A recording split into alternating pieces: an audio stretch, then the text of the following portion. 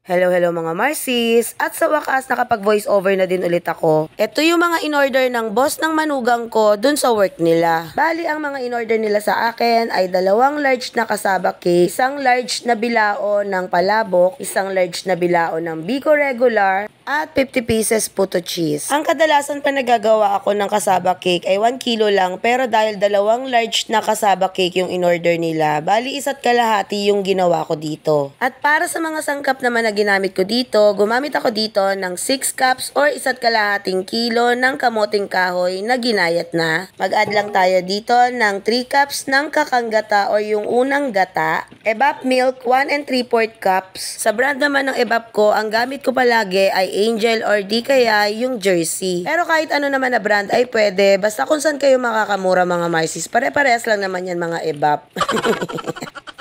Tapos mag-add lang tayo ng 1 lata ng condensed milk, 5 pieces ng large egg, 1 tablespoon ng vanilla extract, at 1/4 cup ng melted margarine or pwede rin naman yung butter. Then haluin lang muna natin ng haluin na mabuti bago naman tayo maglalagay dyan ng asukal na puti. At dahil nga 2 malaking tray yung order sa atin dyan, ang ilalagay ko na asukal na puti ay 2 1/4 cups. Tapos haluin lang ulit natin ng haluin ng mabuti hanggang sa ma-dissolve yung nilagay natin na white sugar. Then, isa-set aside lang muna natin yan at gagawin ko naman dito yung butter ng puto cheese. Sa 50 pieces naman na order sa akin, gagamit ako dito ng 2 cups ng harina. Pero yung 2 cups na yan mga Marcies na gagawin natin ay marami-rami na rin yung magagawa. Tapos, sasalain lang muna natin yan para maalis yung mga buo-buo nung harina.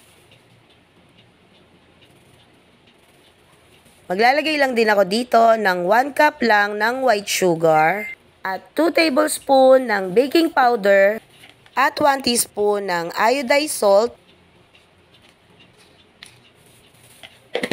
Then, haluin lang ulit natin ang haluin hanggang sa may mix lahat yung mga nilagay natin na dry ingredients. Tapos, ilalagay na natin dyan yung 2 sachet or 1/2 cup ng powdered milk. Then, haluin lang natin. Tapos, gagawa naman tayo ng wet ingredients. Sa wet ingredients naman, maglalagay lang tayo ng 1 kalahating cup ng warm water. Pwede rin naman yung mineral kung nakakaluwag-luwag kayo, mga Marcies. Maglalagay rin ako dito ng 1/4 cup ng melted margarine or pwede rin naman yung oil kung wala kayong melted margarine. At 1 tablespoon ng vanilla extract at 2 large na egg. At pag nahalo na po natin na mabuti, pwede na natin yan ihalo dun sa ating ginawa kanina na dry ingredients. Basta para po maganda at maalsa yung puto mga Marcies, huwag nyo lang po talaga i-overmix para hindi siya lumabsak. Tapos pwede na po natin yan i-steam sa 10 to 12 minutes. Yung sa kasaba cake naman po ay binibake ko sa oven ng 45 minutes to 1 hour. Pero depende pa rin yun. Kung hindi pa luto ay pwede pa kayong mag-adjust ng mga 10 minutes sa 170 degrees Celsius. Tapos yung sa kasaba cake naman, pag naluto na siya, ay tatanggalin muna natin, then lalagyan natin ng topping sa ibabaw. Yung ginagawa ko naman na topping sa ibabaw ng kasaba cake ay 4 egg yolk, 3/4 can ng condensed milk, at 1 cup ng unang gata. Pagsasama-samahin lang natin yon. Tapos yun yung ipangtatap natin sa ibabaw ng kasaba cake pag naluto na siya ng mga 1 oras. Then pag nalagay na natin yun sa ibabaw, i-bake lang ulit natin siya sa mga 10 to 15 minutes sa 200 degrees Celsius na or hanggang sa mag-light brown na yung kulay ng ating kasaba cake. Tapos bago natin siya lagyan ng kasaba mixture, bali papahiran ko muna ng melted margarine yung aluminum tray.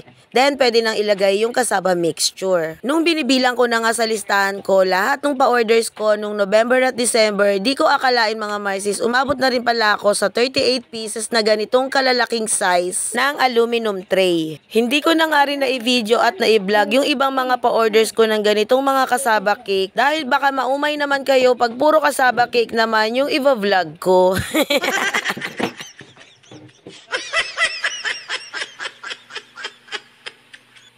Kung gusto nyo naman po mapanood yung paggawa ko nitong mga palabok, kasaba cake, Biko ube at Biko regular, pwedeng-pwede nyo pong panoorin sa aking long post video na nakapost na po dati pa. Kaya naman po Marcies, kung nag-iisip ka na ng pwede mong inegosyo or itinda, ay isama mo na po tong mga recipe ko sa iyong ititinda. Malay nyo mga Marcies, ngayong bagong taon ay mag-click din kayo sa ganitong pagtitinda.